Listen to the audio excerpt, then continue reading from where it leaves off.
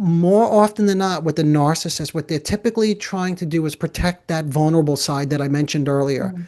The grandiosity, the devaluing you is part of the grandiosity, and it's overt. So that's what people pay most attention to. The aggression is what they pay most attention to. But when you pay very close attention to these people, what you begin to realize is they felt hurt, but they cannot articulate that. So instead, they go on the offense. Remember, the best defense is a strong offense. And they're protecting a very fragile sense of self. They have very fragile self-esteem. They're very vulnerable. They're very sensitive.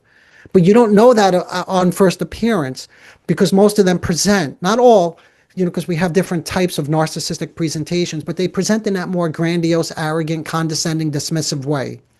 So all that to say, when I was listening to you, you are correct to some extent that you do have to have a level of maturity to be able to do this.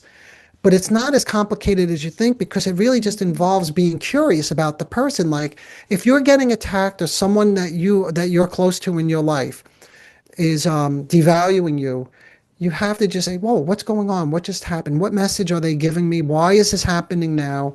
Did they just feel slighted in some way? Did they feel hurt? And 99% of the time, what I find is that, yes, of course, something precipitated this. It doesn't come out of nowhere. They don't just suddenly get angry and start attacking you, but it looks that way because these things are so subtle. They're so nuanced.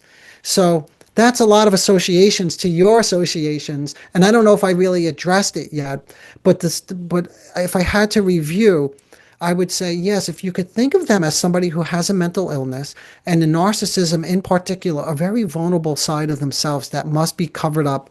Doesn't mean you need to be a punching bag, right? It doesn't mean you need to, condone the behavior because that's not what we're discussing. We're just saying if you have the capacity to get closer and talk to them about what's going on in the moment, now you have the opportunity to really connect with them.